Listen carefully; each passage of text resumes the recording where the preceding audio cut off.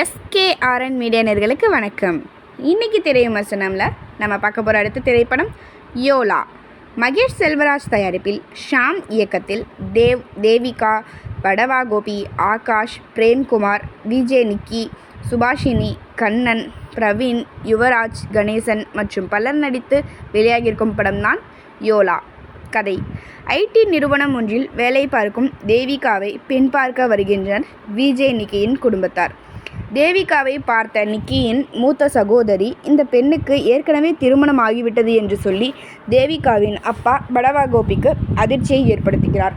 எவ்வளவோ மறுத்து கூறியும் தேவிகா தன் கணவர் தேவுடன் தேனிலவுக்கு வந்தபோதுதான் தான் அவர்களை சந்தித்ததாக அடித்து கூறுகிறார் நிக்கியின் சகோதரி. தானே இதுவரை கண்டிராத தன் கணவர் தேவ் எங்கே இருக்கிறார் என தேட ஆரம்பிக்கிறார் தேவிகா.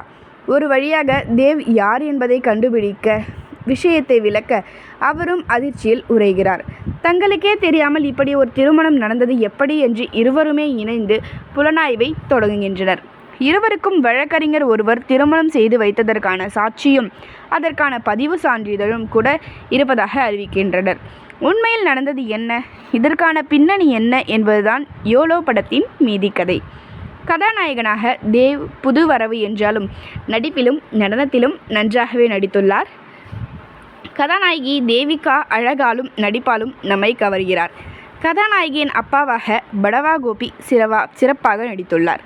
ஆகாஷ், பிரேம்குமார், விஜய், நிக்கி, சுபாஷினி, கண்ணன், பிரவீன், யுவராஜ், கணேசன் என நடித்திருக்கும் அனைவருமே அவரவர் கதாபாத்திரம் உணர்ந்து சிறப்பாகவே நடித்துள்ளனர். சூரஜ் நல்லுசாமியின் ஒளிப்பதிவு படத்திற்கு பெரிய பலம். சாஹி சனா சேவியரின் இசையில் பாடல்களும் பின்னணி இசையும் ரசிக்க வைக்கிறது. இயக்குனர் ஷாம் காதல் கதையை சுவாரஸ்யமாக சொல்ல முயற்சித்ததற்கு வாழ்த்துக்கள். திரைக்கதையில் இன்னும் கொஞ்சம் கவனம் செலுத்தியிருந்தால் இன்னும் படம் நன்றாக இருந்திருக்கும். பாராட்டுகள். அனைவரும் எஸ்கேஆர்என் மீடியாவை சப்ஸ்கிரைப் பண்ணிக்கோங்க. கூடவே அந்த பெல்லைக்கான மறக்காமல் ப்ரெஸ் பண்ணிடுங்க. நன்றி.